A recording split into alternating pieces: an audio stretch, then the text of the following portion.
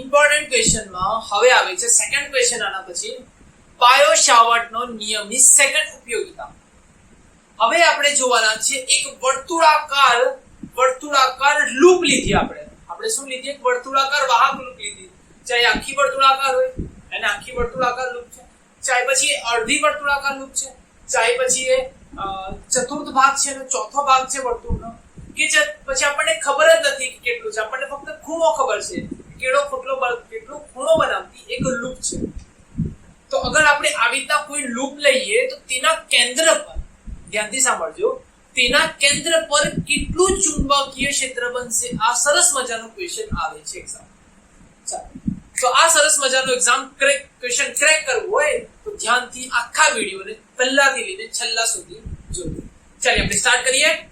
So my self Dinesh Pal and start કરવા.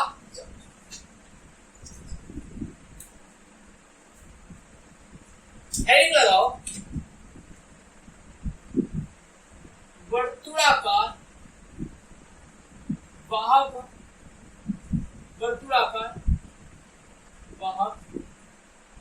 લૂપના લીધે ઉદ્ભવતું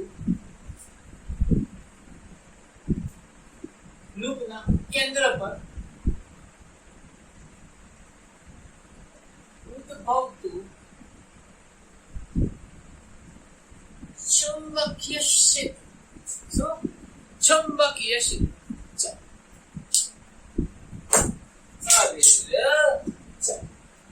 એમાં પહેલું આવે છે જો લૂપ. પહેલું આખી વર્તુળાકાર લૂપ ના કેન્દ્ર પર શું શોધવાનું છે? ચુંબકીય ક્ષેત્ર. ચુંબકીય ચાલ આપણે એક વર્તુળાકાર લૂપ લઈ લઈએ બેટા. તો ધ્યાનથી જો, ધ્યાનથી આ એક વર્તુળાકાર લૂપ દેખાય છે? क्या नहीं दिख रही है? क्या नहीं दिख रही है? अरे छान नहीं दिख रही है. देखाई? આ વર્તુળાકાર લૂપ જેવી છે. નથી દેખાતી? હા દેખાતી. ચલો થેન્કી સમય ગયો.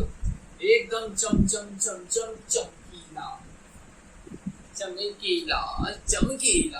એકદમ ચમકીલા.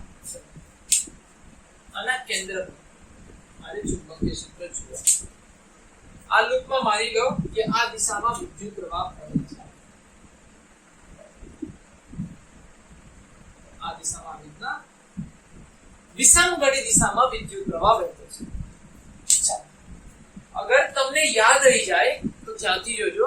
અગર જો વિસંગડી અગર વિદ્યુત પ્રવાહ સીધો છે તો આ વિદ્યુત પ્રવાહની દિશા. અગર વિદ્યુત પ્રવાહ ફરે છે ને તો તમે આ રીતના પણ લગાવી શકો છો. અગર વિદ્યુત પ્રવાહ ફરે છે ને તો આ રીતના મૂકી દો. આ વિદ્યુત પ્રવાહની દિશા તો આ ચુંબકીય ક્ષેત્રની દિશા. જ્યારે તાર સીધો ત્યારે વિદ્યુત પ્રવાહની દિશા અને આ ચુંબકીય ક્ષેત્રની દિશા. અગર આ ચુંબકીય ક્ષેત્રની દિશા આ વિદ્યુત પ્રવાહની દિશા, અગર તમે આ વિદ્યુત પ્રવાહ ઇतना ફરે છે ગોળ ગોળ તો આ વિદ્યુત પ્રવાહની દિશા તો ચુંબકીય ક્ષેત્રની દિશા બહારની તરફ હશે. ચલો આટલું ખબર પડી. એ ખબર પડી તો પણ ધ્યાનથી જોજો. હવે ધ્યાનથી સાંભળો. આ વિદ્યુત પ્રવાહ ઉપર જાય છે. આ ઘટક, આ જે ઘટક લો અહીંયા, તે ઘટક ને આ ઘટક, આ ઘટક ને આ ઘટક. ચલો આ ઘટક ઉપર જાય છે વિદ્યુત પ્રવાહ એમ જાય છે તો તેના લીધે અંદરના ભાગમાં વિદ્યુત ક્ષેત્ર અંદરના ભાગમાં ચુંબકીય ક્ષેત્ર બહારની તરફ. કદાચ મારું સ્લીપ ઓફ ટર્ન થયું છે બેટા, વિદ્યુત ક્ષેત્ર બોલાઈ ગયું છે તો માફ કરજો, સોરી. ચાલો આના લીધે જો વિદ્યુત પ્રવાહ ઉપર જાય છે તો તેના લીધે ચુંબકીય ક્ષેત્ર બહારની તરફ. અહીંયા પણ જો બેટા વિદ્યુત પ્રવાહ એમ છે, જો વિદ્યુત પ્રવાહ એમ છે તો તેના લીધે ચુંબકીય ક્ષેત્ર. અહીંયા જો બેટા વિદ્યુત પ્રવાહ નીચે છે તો ચુંબકીય ક્ષેત્ર બહારની તરફ. અહીંયા વિદ્યુત પ્રવાહ એમ છે તો ચુંબકીય ક્ષેત્ર બહારની તરફ. એટલે અહીંયા શું થાય છે? બધા તારના લીધે જેટલો પણ આપણે ઘટક વિચારીએ બધા ઘટકના લીધે જે ચુંબકીય ક્ષેત્ર બનશે, જેટલા પણ આપણે ઘટક વિચારીશું બધાના લીધે જે ચુંબકીય ક્ષેત્ર બનશે તેનો બધાનો શું થશે? સરવાળો. ચલો પહેલા એક ઘટક લીધું, આ ઘટક અહીંયા કેન્દ્રથી કેટલા અંતરે છે? તો r અંતરે છે. આ dl છે તમારો, કેટલો ખૂણો બનાવે છે? 90 અંશનો. અહીંયા જે થીટા બને છે, થીટા કેટલો છે અહીંયા? 90 ડિગ્રીનો. ચલો બાયો-સાવર્ટનો નિયમ અહીંયા લગાવીએ તો db બરાબર કેટલું બનશે? db બરાબર μ0 ના છેદમાં 4 પાઈ I dl sin થીટા ના છેદમાં r સ્ક્વેર. પણ અહીંયા થીટા બરાબર કેટલા છે? 90 છે. તો ચાલો આપણે અહીંયા લખી શકીએ db બરાબર μ0 ના છેદમાં 4 પાઈ I dl sin 90 ના છેદમાં r સ્ક્વેર. ધ્યાન આટલું. હવે મેં પાછો બાયો-સાવર્ટને પૂછવા ગયો, બાયો-સાવર્ટ ભાઈ મને એમ કહો કે મારે આખા તારના લીધે ચુંબકીય ક્ષેત્ર શોધવાનું છે. એક મિનિટ, તમે ઓલરેડી પૂછી ગયા છો ને, તો પાછું પૂછવા કેમ આવ્યા? તમે જઈને સંકલન કરી લ્યો, કેમ મારું માથું ખાઓ? તો હું પાછું સંકલન કરવા બેસી ગયો.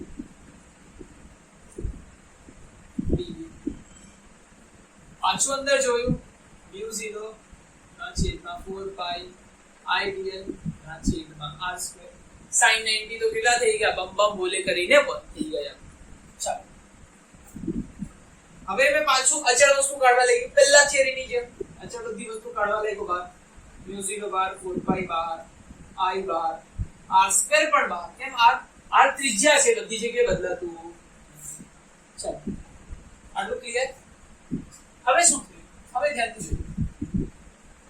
અંદર આ સંકલનમાં ફક્ત dl છે. સંકલનમાં શું છે? d. dl નું સંકલન કરા, dl બધા dl નું સંકલન કરા તો આખા લૂપની લંબાઈ મળશે. આખા લૂપની લંબાઈ મળશે μ0 I ના છેદમાં 4 પાઈ r સ્ક્વેર. અને આનો જવાબ dl નું સંકલન આવશે લૂપની લંબાઈ. બોલો હા યા ના? શું આવ્યું? લૂપની લંબાઈ. તમારી લૂપની લંબાઈ આવી ગઈ. ડન. ધ્યાનથી જોશો તો તમને ખબર પડશે બેટા, b બરાબર શું આવ્યું? μ0 I ના છેદમાં 2 પાઈ 4 પાઈ r સ્ક્વેર. μ0 I ના છેદમાં 4 પાઈ r સ્ક્વેર. અહીંયા આવ્યા લૂપની લંબાઈ. શું આવ્યું? લૂપની લંબાઈ. લૂપની લંબાઈ. હવે બતાવી દે મને લૂપની લંબાઈ કેટલું? dl કરું તો આનું પરિઘ નહીં આવી શકશે. 2 પાઈ r. Very good. b બરાબર μ0 I ના છેદમાં 4 પાઈ r સ્ક્વેર ને આ થઈ જશે તમારું 2 પાઈ r. ડન. 2 પાઈ r થઈ ગયું. ચાલ અંદર મૂકી દે. શું કટ થશે? અહીંયા પાઈ થી પાઈ કટ, અહીંયા 2 થી 2 કટ, એક r થી એક r કટ. તો શું થઈ જશે? b બરાબર μ0 I ના છેદમાં 2r. μ0 I ના છેદમાં ફક્ત 2r આવી ગયો બેટા. જો μ0 I ના છેદમાં 2r પાઈ વાળું કઈ જ આ તારું ફાઇનલ શું? આ તારું શું આવ્યું બેટા? ફાઇનલ. કોના લીધે? એક વર્તુળાકાર આખી લૂપના લીધે તેના કેન્દ્ર પર ઉદ્ભવતું ચુંબકીય ક્ષેત્ર. ને આ તારું સૌથી ઇમ્પોર્ટન્ટ ફોર્મ્યુલા છે, જે યાદ નથી રાખવાની. કોઈ ટેન્શન નહીં બેટા, યાદ નથી રાખવાની. ડન. યાદ રહી જાય તો બધું જ યાદ રહી ગયું. આ સ્ટાન્ડર્ડ ફોર્મ્યુલા છે. ચાલો ડન. આટલું ચલ છાપી લો. 1 2 3. ચાલો રફ કરું છું. હવે આમાં હું રફ વધારે નથી કરવાનો. આ થિયરી એક ને એક જ વસ્તુ ઘડી ઘડી રિપીટ થશે. જોજો આખી વર્તુળાકાર લૂપ હતી. હવે સેકન્ડ ક્વેશ્ચન, અર્ધ વર્તુળાકાર લૂપ. અર્ધ વર્તુળાકાર લૂપના કેન્દ્ર પર, એટલે લૂપને હું અડધી કરી દઉં છું અહીંયા. જોજો આ લૂપને હું અડધી કરી દઉં છું અહીંયા. અર્ધ વર્તુળાકાર લૂપ એના કેન્દ્ર પર શોધવાનું છે. કેવાય છે બેટા? આ અર્ધ વર્તુળાકાર લૂપ થઈ ગયું. તેના કેન્દ્ર પર આ dl છે. આ dl અહીંયા કેન્દ્ર, આ આ ત્રિજ્યા અહીંયા કેટલો ખૂણો બનાવે છે 90 અંશનો. ચાલ dl અહીંયા લઈ લે. આ dl ને હું અહીંયા લઈ લઉં. આ જો dl આ જે dl છે તે અહીંયા કેટલો ખૂણો બનાવે છે આ સાથે 90 અંશનો. ડન. અહીંયા 90 અંશનો ખૂણો બન્યો.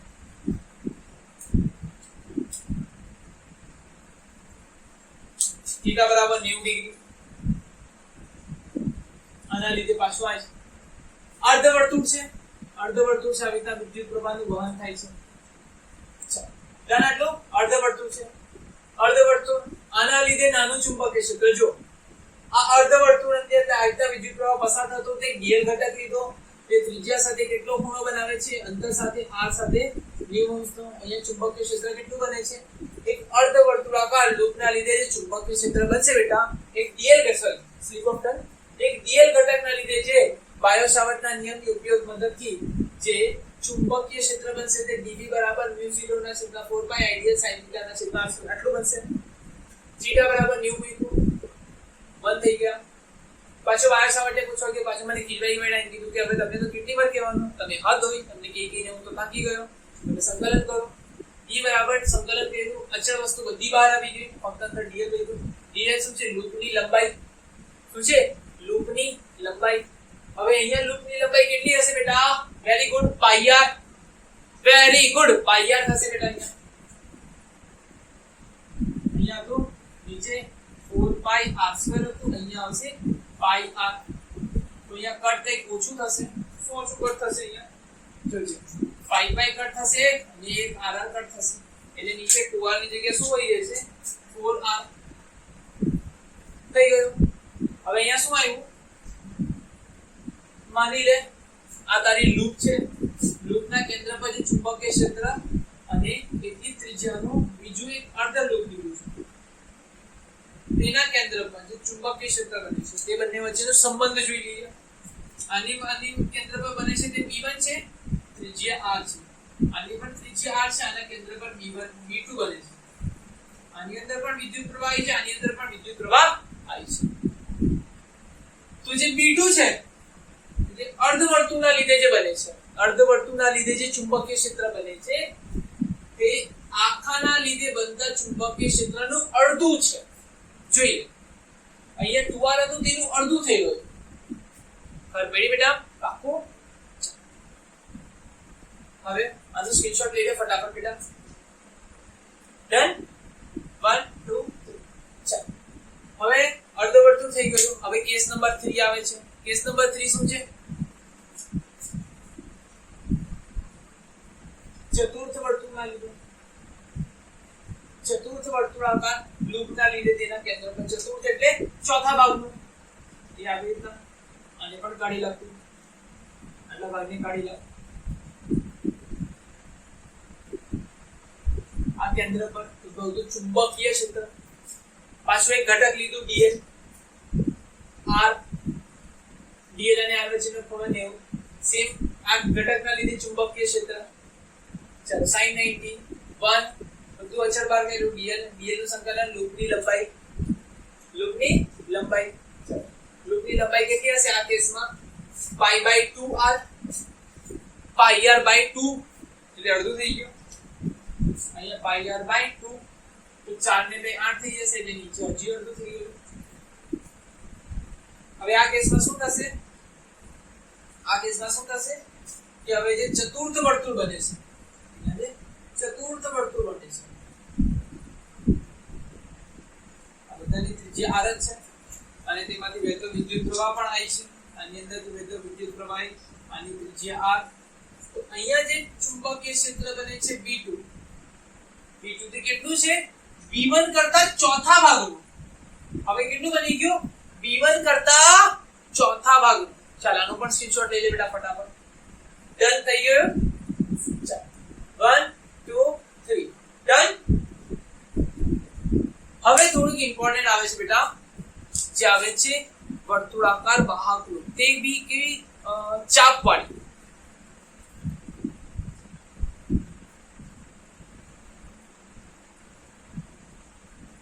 વર્તુળાકાર ના કેન્દ્ર પર ચુંબકીય ક્ષેત્ર વર્તુળાકાર ચાપ છે ને હવે એની આપણને તો ખબર નથી એટલે વર્તુળાકાર અહીંયા ચાપ બનાવો ત્યાંથી જોજો બેટા વર્તુળાકાર ચાપ બનાવશું જો નોટ્સ બનાવજો તો આખી વસ્તુ બધી મેન્શન કરજો ચાલો સર તમે મેન્શન નહીં કર્યું છે તમે તો એક મને ગ્રાફ કરીને કોપી કરી દીધું છે ચાલો ઘડી ઘડી લખો પણ વસ્તુ તો એ જ થઈ ને બેટા વિડિયો લાંબો થશે બીજું કંઈ થશે નહીં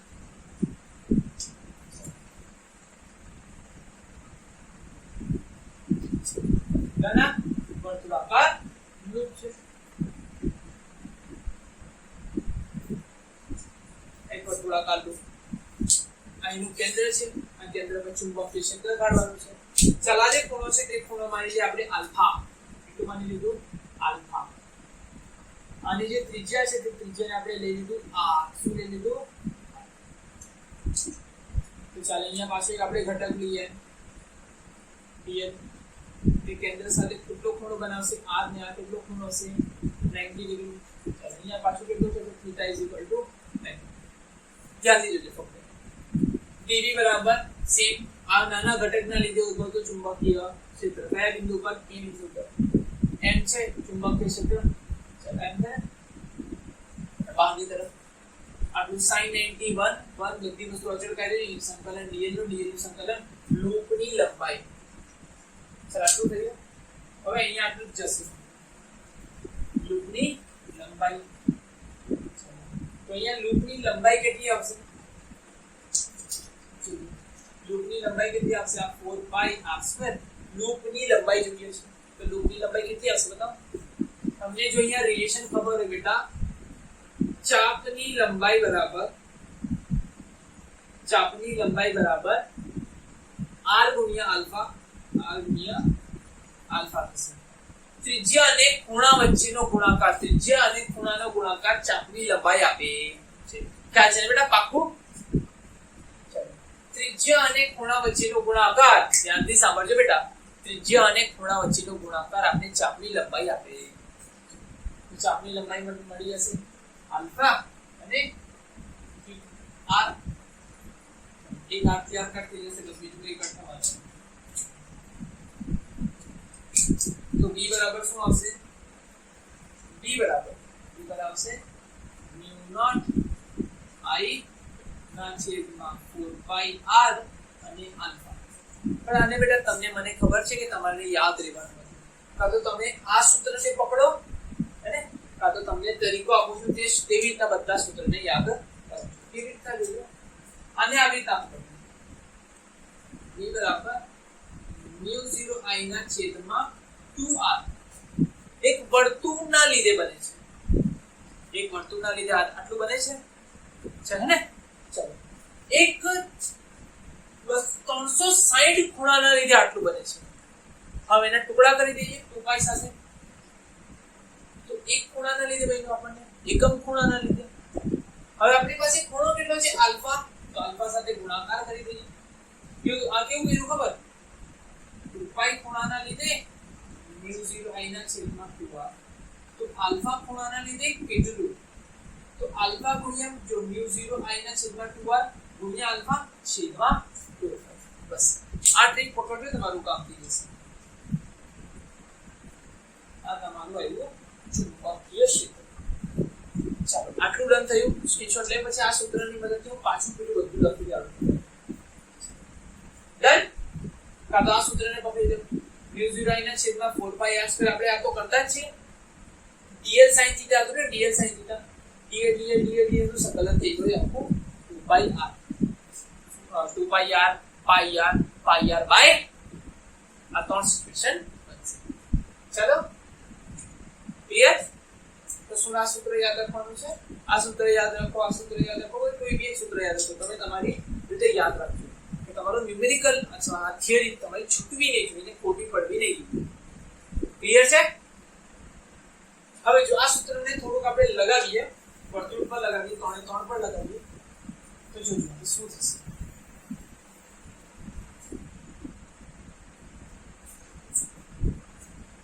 પહેલું વર્તુળ પર લગાવીએ કેન્દ્ર b બરાબર mu 0 I 2r alpha alpha કેટલા છે વર્તુળ માટે આખું ખૂણો આલ્ફા કેટલા છે 2 પાઈ થી 2 પાઈ કટ b બરાબર म्यू 0 I ના છેદમાં 2r આ વર્તુળનું તમારે 100% યાદ રાખવાનું વર્તુળનું તમારે યાદ રાખી લેવાનું ડન આનું યાદ રાખી લેવાનું એટલે તમારું કામ થઈ ગયું છે બીજું અર્ધવર્તુળ લઈ લો અર્ધવર્તુળ તેના કેન્દ્ર પર બિંદુ P છે તેના કેન્દ્રનું બિંદુ P અહીંયા P બરાબર म्यू 0 I છેદમાં 2r અહીંયા આલ્ફા ના છેદમાં 2 પાઈ ચલો અહીંયા આલ્ફા કેટલું હશે બતાવો આલ્ફા ખૂણો કેટલો છે પાઈ અને અહીંયા પાઈ થી પાઈ કટ થઈ જશે એટલે b કેટલું થઈ જશે म्यू 0 I ના છેદમાં 4r ઉપરવાળા વર્તુળ કરતા અડધું ઉપરના વર્તુળ કરતા અડધું હવે આવી જશે માની લો ક્વોડ સર્કલ જેટલું આવી જશે ચતુર્થ ભાગ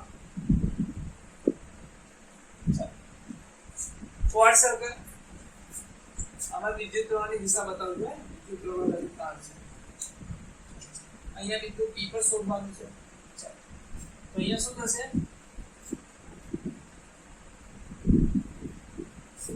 બરાબર જો આપણે લગાવીએ b બરાબર म्यू 0 I ના છેદમાં 2r અહીંયા આલ્ફા કેટલું થશે આલ્ફા અહીંયા પાઈ બાય 2 છે કેટલું છે પાઈ બાય 2 ના છેદમાં 2 પાઈ પાઈ થી પાઈ લેતા રહીશે 2 2 જા 4 થઈ જશે એનું 4 તો म्यू 0 I 4 4 2 8 8 આપી દેશે ક્લિયર 8 અને 8 ડન આટલો ટોપિક અહીંયા ઓવર થાય છે બેટા વર્તુળાકાર લૂપ વાળો આઈ હોપ તમને ખ્યાલ આવી ગયો હશે હવે નેક્સ્ટ ટોપિક છે જે નેક્સ્ટ ક્વેશ્ચન આવે છે તે એક્ઝામમાં 110% એના આવવાના ચાન્સીસ હોય છે ઠીક છે એ બાયો સાવર્ટના નિયમની આખરી છેલ્લી ઉપયોગિતા છે તેના પછી તમારી ટેક્સ્ટબુકની અંદર ઉપયોગિતા આવી તો બાયો સાવર્ટનો નિયમની જે પેલી આખરી ઉપયોગિતા છે તે છે શું એક વર્તુળાકાર લૂપની અક્ષ પર કેટલું ચુંબકીય ક્ષેત્ર બને છે તે શોધવાનું આને ઓવર કરીએ છે પીછો લઈ લેજો 1 2 3 લખો